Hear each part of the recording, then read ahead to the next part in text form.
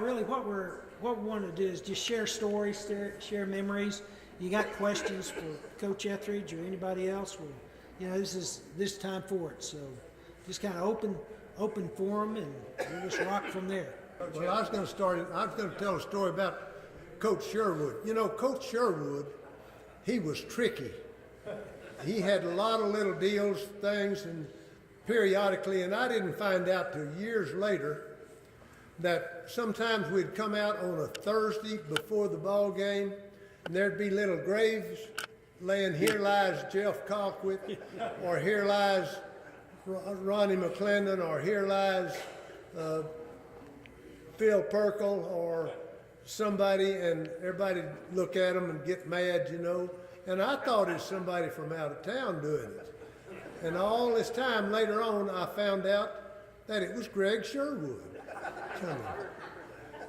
I don't know if you remember the time. I think it was when we were playing White Deer. May have been. And you were walking after we had our meal, and we walked around the field. Walked from goal line to goal line. You remember that, players? We used to do that. And Greg had his brother go up, and as y'all were getting down there close to the goal line, he had his brother drive over from Panhandle and say, "Y'all better cross that goal line now. That's the last time you'll see it." You remember that? Well, I found out later it was Greg's brother.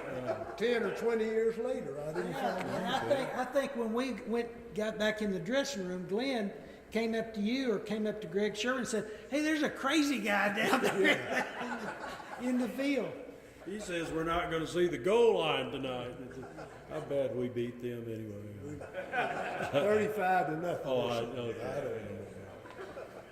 Well, I'll tell a story that also includes basketball. You all are like my students. Won't you come on in and have a seat here? Come down front. Yeah, this looks like my class here. We had gone to Shamrock in one of the most hideous nights of all time.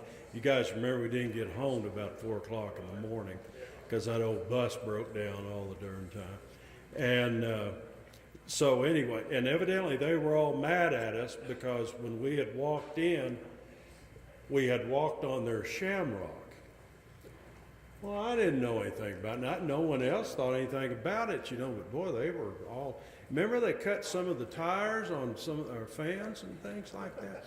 But, so I was the 6th man on the basketball team. Here he comes. And I got to play that night down at Shamrock, and I can't remember the guy's name, but they were beating us by about 15 points, and he'd say, "Look at the score, Roberson, look at the score." And I'd say, "Yeah, it doesn't read 55 to nothing, does it?" I can't remember what the final score. We scored 50 on them. We scored half 100 that night. And so I drive through Shamrock a lot going to the mountains, and I always have kind thoughts for them, I guess I'd say. You talking about the night our bus broke down? Yeah. Wasn't that a horrible? If it hadn't been for you guys and what a nice, pleasant bunch you are, I'd have really been mad. You remember that? Shamrock, the bus broke down. We didn't get home till daylight. I was driving. No. Well, I don't know. You might have been.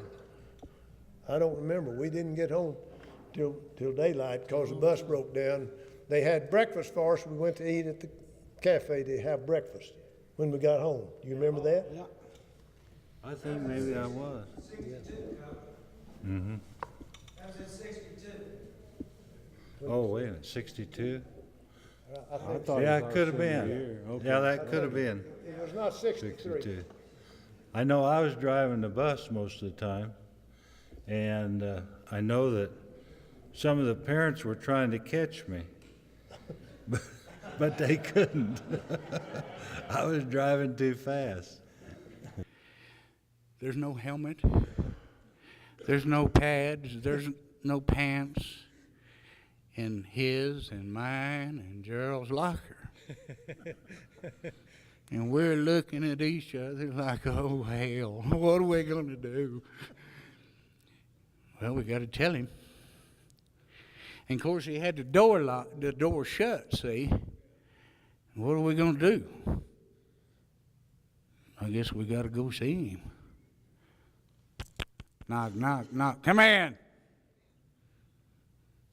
Walk in there, you know. Morning, Coach. What do you want? I assume you three are real proud of yourself. Well, no, sir.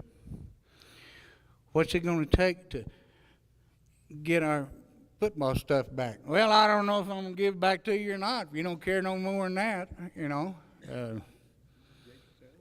Yeah. Just whatever. We whined and moaned and cried and done everything else under the sun. He finally said, all right. He said, but you ain't going to like it. I thought, well, okay. So we all put our breeches on and pads and everything else, and we go out there, and there's a line from the goal line all the way 100 yards to the next goal line. And there's a man every 5 yards. And he said, hurt 'em. And see how bad they want to play for this ball team. Well, I think Chester made it longer than anybody. He made it about 3/4 of the way through. And Gerald, he's right behind Chester. He's just as tough. And the worm here, I made it about halfway through, and I quit. And after it's all said and done, we never missed another 2 a day. But what that brought into perspective was what that man right up there instilled in us. It's, you got to want it, and it's got to be everybody. Not just 11 or 12. It's got to be everybody. And I've carried that way for a long time, folks. I mean, he taught us a lot about being a human being and a man. Thank you, Bobby Brown. Wow. And that was called the Hoot Owl Drill? Hoot Owl Drill. Do you remember that, Coach Ethridge? Coach Riekenberg? The what? The Hoot Owl Drill. That's what they supposedly, these guys called it that. 5 yards and back. And oh, I don't remember. I've had several of those drills. Yeah. And most of them were effective. Yeah. I'll say this too, there wasn't any favorites played on the team because Jim McCleskey had to do that one time. And of course, everybody was hunting for the back of the line with McCleskey, you know. No one wanted to be the first guy to hit McCleskey. We wanted to be the last guy to hit McCleskey. But that's the kind of team it was. I mean, everybody faced the same thing. You're talking about getting tackled every 5 yards. That's right, every 5 yards. Yeah. Well, you know, we stopped that drill. Well, not soon enough. No, one day we had a young man that on the Halloween night had been out being excited, and Barry Thompson called me in and said, this boy, we need to kick him off the team right now. And I said, wait a minute, Barry, we need to think about this a little. Said, if we kick him off of this team, he will probably not finish high school. Odds are he won't. If we save him, I'll punish him and we'll take care of it. And he said, oh, okay. You know, Barry was young and energetic. So we started, whatever y'all call it, the Hoot Owl Drill or whatever it was. And this person. Nickname Jumbo. I don't know. He dodged and they tackled him. Second one, he dodged a little and they tackled him. The third one, he kind of dodged And by the fourth one, he was exhausted. And he was tough. He just ran into him. And about the sixth one was Jeff Colquitt, and I thought he had knocked Jeff's shoulder down because Jeff went down, and I said, that's the end of the drill. And Larry was just going, he was going into everybody, and Larry was tough. So I just had him run back and forth from that point on. We ended that hoot-owl drill at that point. Due to circumstances. You remember that, Jeff? Vaguely, I want to forget it. Well, I remember it. I know it. You got something to say, Lynn? Go ahead. I thought you'd hurt your shoulder really bad, but I think you was just joking. This Lynn Harriff here. Coach, something I've always wondered is how in the world do you guys breathe in that coach's room? Because every time you open the door, this gigantic white cloud would just come out.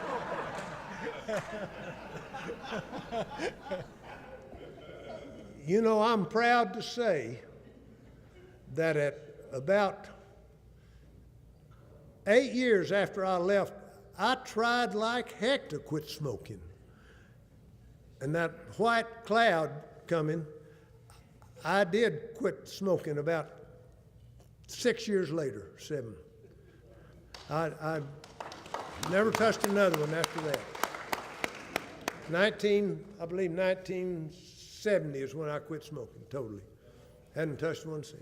It was so thick, I don't see how you could see him. In addition to a lot of other bad habits. Most of them. Lynn, I always thought if my job depended upon 15, 16, 17-year-old boys, I'd smoke cigarettes too. That was the main reason I quit, because of 15, 16, 17-year-old boys. And thank goodness I did. Hey, Coach Riekenberg, what was the difference in football in Kansas, Dodge City than what you experienced in Dalhart? Was it pretty much the same, or was it a lot different? Organization. Much better organization in Texas than in Kansas, along with discipline and whatever you want. But there was no comparison when it came down to who was going to win. And I know we put quite a bit of emphasis on winning than we did losing. I'm Doug Beasley. I played for Coach Sherwood, a senior of 1966. And me and all these guys along here were teammates on the 66 team. And we all had to prepare for certain people. And who did you guys in the 1963 season, what player did you have to prepare for the most? And who was the toughest that you played against?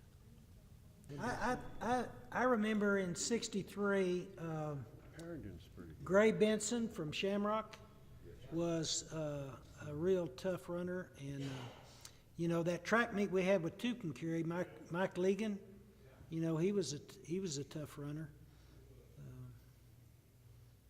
Those are the two that I kind of remember being the toughest to prepare for, and you know, and just deal with. You guys got any different pictures? You talking about great players that we played against? Yeah. Who was the guy from Dimmitt? Well, the guy came after Coffee. James Cow. Yeah, I remember the week we were to play Dimmitt, there was an article came out in the Amarillo Globe News, and it quoted his coach saying, when he gets hit, his head never goes backward. And Coach just happened to read those lines to us about every day before practice, I think. Yeah. His head never goes backwards, huh? His head, and he was a good player. He was a hard runner, no doubt, but we saw his head go backward. I remember the quarterback from Floydada, I had quite a bit of respect for. They were a pretty good team, and then he was Teague, I believe was his name. Rodney Teague. Rodney Teague. He was a pretty good player, and I thought we did a super job. Y'all did a super job against him, and it was at that. That funny thing about Floydada, I don't know if y'all remember, you know, we wore gold jerseys all the time. We didn't have purple or white. We wore gold jerseys. I liked that because we seemed to perform pretty good in them. And at the half, at the Floydada game, the referee came over and said, "That coach over there is mad as heck at us." Said, "Y'all changed jerseys at the halftime." Because, you know, it's muddy, and our gold jerseys were getting kind of dark, and his were, what were they, green, and he said, "We can't tell the difference between green." I said, "We've been wearing the gold the whole game." He really raised Cain. The referee came to me and said, "Y'all changed jerseys at the half." I told him, "Tell him he's crazy." So, anyway, we didn't wear gold. We wore gold jerseys all the time, if you remember. I want to get Coach Rowell in the mix here, and you know, we're here to talk about success and all, but I'll tell you, with Rockwall, Iowa Park, Phillips, and Denver City, I guess everybody might want to, you know, you grow up very quickly as a young man and even as a coach. You got to accept adversity. But that Phillips game in 70, now you guys are mostly tied to 63. Probably most of this group was not here. But you were very much part of that, Coach Rowell, and you had an unbelievable, just kind of talk a little bit about 70, and then that particular game, you know, in that era when you had one team goes to the playoffs, and how that particular game has stuck with you all these years. Well, we had a very good ball club that year. We went 9-1, and we played Phillips at Phillips on a Saturday night. That's back when Borger and Phillips alternated. If they both had home games, then one of them would play on Friday night and one of them would play on Saturday night. And Phillips had a Saturday night game. So we had the entire panhandle there. That was the game of the week. And we play Phillips there. And the officiating crew, in fact, I can tell you right now, 3 of the 4 on the crew retired after the ball game. They blew it so badly. And it was a game where, you know, we had some scoring threats very quickly. Celso, you saw him earlier today. Celso averaged scoring a touchdown every 4th time he touched the ball. And somebody told me, said, "Well, why didn't you give it to him 5 and 6 and 7? You know? Well, we didn't figure that up until after the season where he averaged that. But we would score very quickly, and then they took their big tackle, a Guest kid, and put him back there at tailback. He was 6'5", and weighed about 236, and he'd make 2 and 3 yards a whack, and they just ate the clock up on us. And it came down to it where we scored and went ahead 21-18 with about 2 minutes and 15 seconds to go in the ball game. We kicked off, and Gary Johnson tackled the guy in the end zone, and they said, "No, it's on the 2-yard line." But the film actually showed it was in the end zone, which would have been a safety. They had to kick to us, but it didn't happen. So then they come on down. They throw a pass on a 4th down and 12, I believe it was, and Celso goes up. He's got his arm taped where it won't go straight, because he wasn't even supposed to be playing in the ball game, and he couldn't quite get to it. And the kid catches the ball anyhow, but he gets it out to about the 40, 42-yard line, and they look at it. No, Dalhart's ball.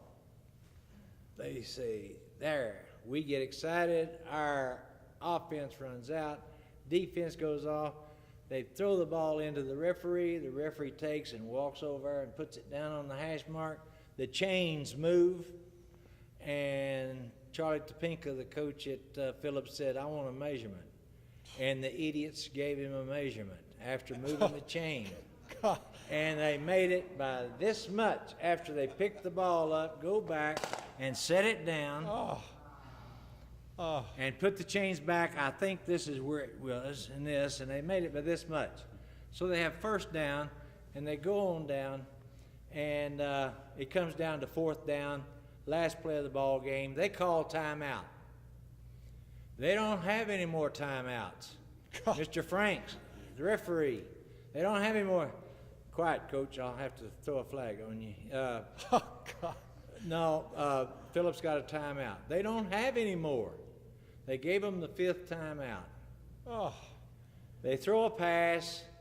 If it's not touched, it goes through the end zone. Nobody catches it, nothing. But our little linebacker, 5'7", Sid Grantham, he did just what he'd been taught ever since 2 days. Go back in your hook zone. Ball comes in your area, try to catch it. If not, slap it down. He slapped it. It went over and fell in the arms of a receiver laying on his back from Phillips. And they scored, and they beat us 24-21. We stay home, and Phillips goes and gets their lungs kicked in. I was glad to see that by Iowa Park. But we felt like that was the year we could have played with Iowa Park and got a hold of them, because we did have a great ball club. And speaking of, Brian Hall spoke earlier today about me firing him as a manager. He came to me and he said, Coach Rowell, you reckon I could kick extra points and field goals? I said, how? He said, with my leg. I said, the rule says you can't use any outside impetus, and that's a wooden leg. Well, I still think I could kick. I said, well, let's go check. We go out there. He kicked about 3 balls for me. He didn't get them, 3 of them off the ground this high. And I said, okay. He said, would you check for me? And I said, sure. I went to called James Kyle, head of the Official Association in Amarillo, and asked him about it. He said, I'd say no, because he's kicking with the wooden leg and you can't use an outside impetus to kick the ball. He said, but I'll check with Cliff Spiegel out of Fort Worth, head of the state. And he called, and Cliff called me and said, yeah, tape it up. He can kick it all he wants to. So I told Brian, I said, yeah, you can kick. And I thought, that's the end of that. During the summer, I was teaching driver's ed, and I drove out by their farm out there, the ranch, and there's a goal post out there beside his house and about 15 footballs laying around out there. He'd been kicking all summer, and I thought, all right. Well, maybe you can get it 10 feet high now. So we show up for 2 days, and he said, Coach, come look, watch. I said, okay. We go out there, and he starts moving the ball back about to the 40-yard line, and I'm moving up to the 10. I said, come up here. He said, no, let's go back here. I said, he ain't going to make it. We moved back there. Boom! That sucker went flying over that. I said, can you do that again? And he did, and he continued. And what we would do is on kickoffs, we'd put it over on the hash mark. He'd kick it so high to the end zone that we'd rush to try to get down to there because he wouldn't kick it into the end zone. But he didn't just play kicker. He played some 2 technique for us with that wooden leg, and he got it turned wrong backwards out there one day. And the kid that was playing for Dimmitt thought he had broken his leg and looked at it over like that. And he was going, what have I done? What have I done? And Brian goes,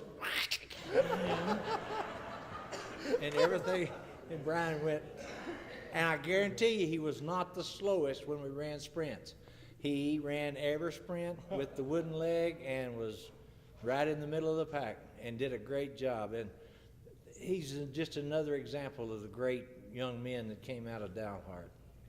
Just kind of as a footnote, I'm sorry, I didn't mean to cut you off there, Coach, but as a footnote on the Phillips measurement situation, I see Tommy Sherrill back there, and I don't know if Jack Boston is here, but the story I heard is that the measurement came as a result of a call down from the assistant football coach at Phillips, a guy named Bob Moore, to Charlie Topinka, the head coach, said, you need to have him measure it. You need to have him measure it. And so as a result of Bob Moore making this call down onto the field, they had the measurement. I don't know how many years later, 4 or 5 years later, Bob Moore was the head coach at Dalhart High School. Now, is that urban legend, Coach Boston, or is that all true?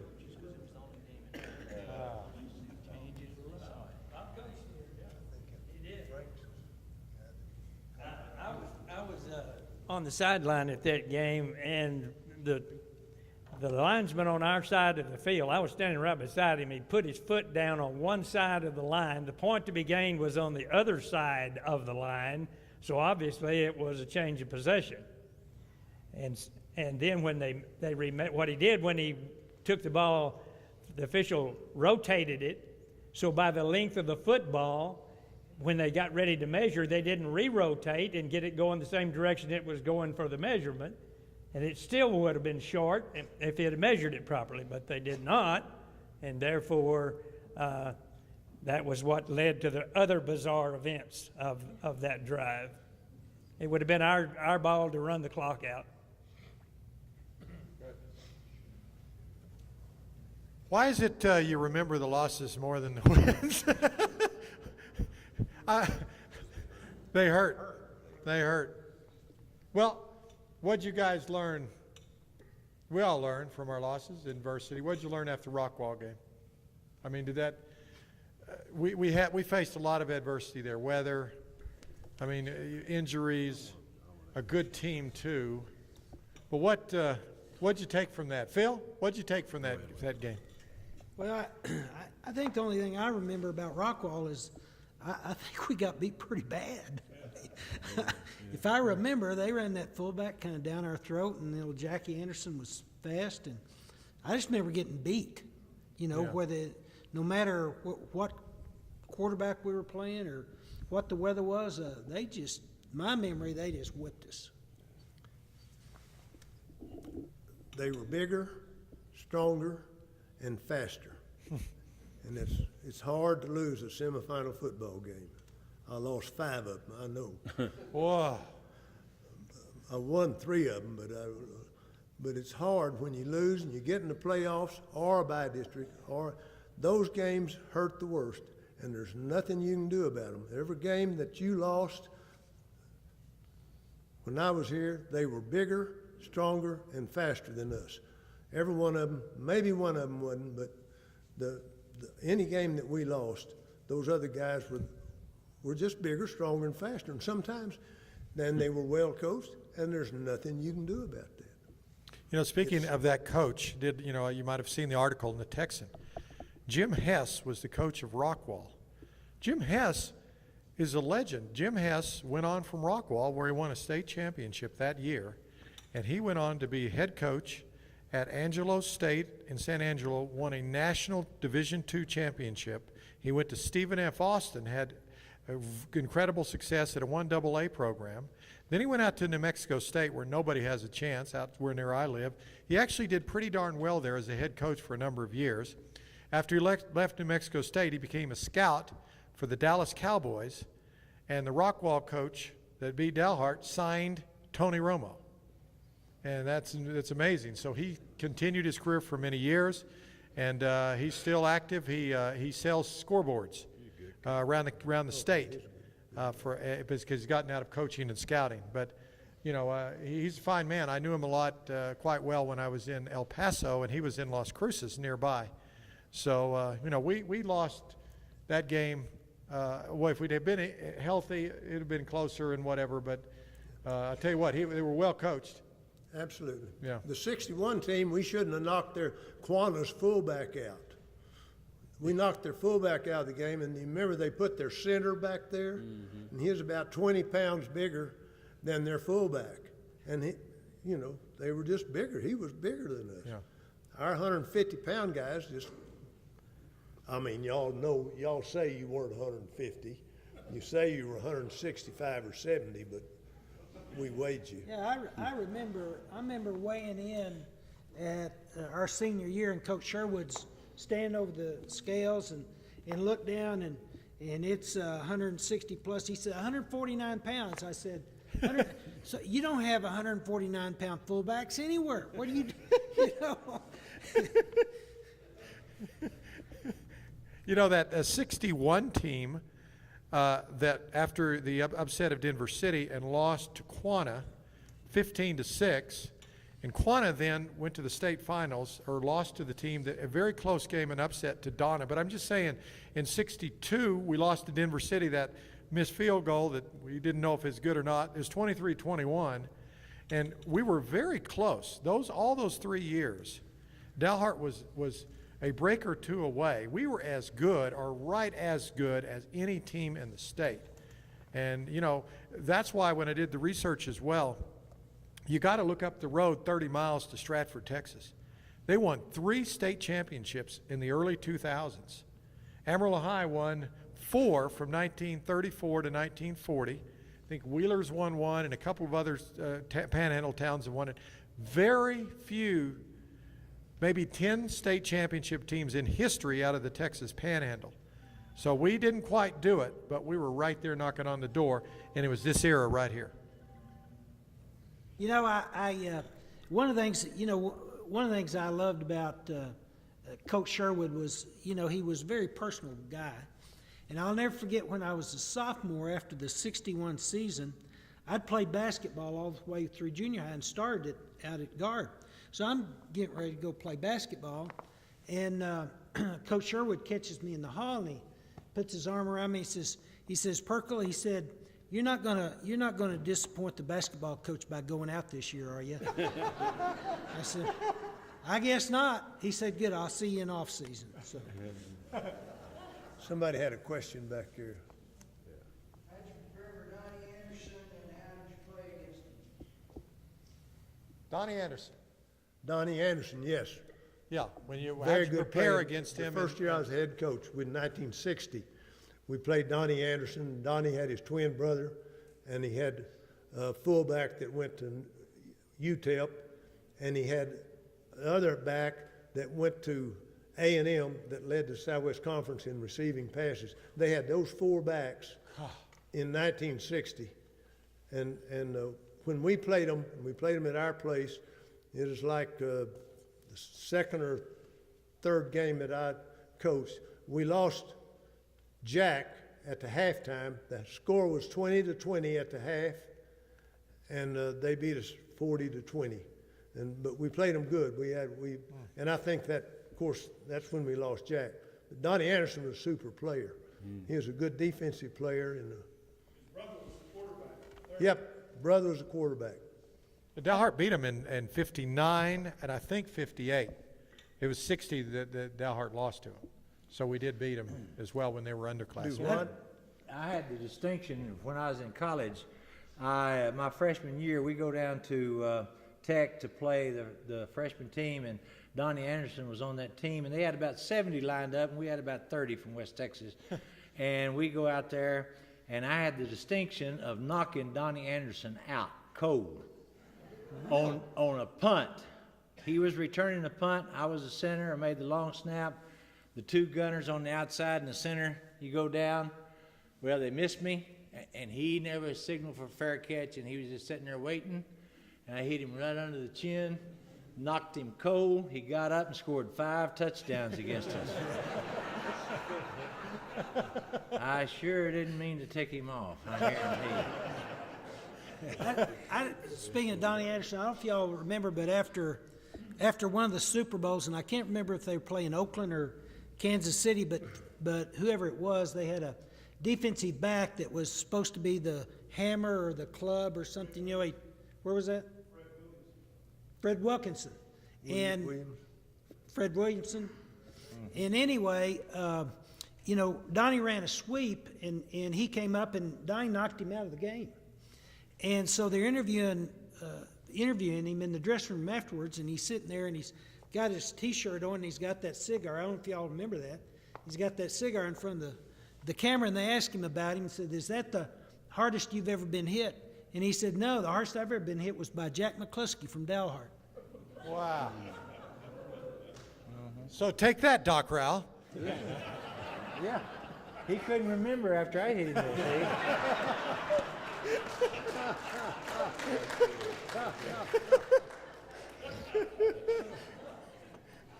I wanted to get, there's one, it's back to Glen Roberson Remembers.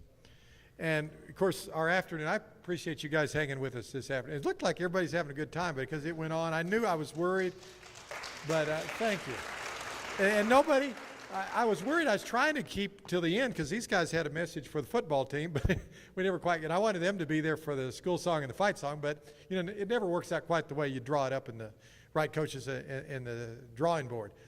But Glenn, Glen Roberson Remembers, for the benefit of everybody, recant when you guys, two things. When you went out of town to restaurants and then the barber shop. Those two stories. In the barber shop. Yeah, were you in Saturday mornings? Oh, okay. Okay. Yeah, I got it. Well,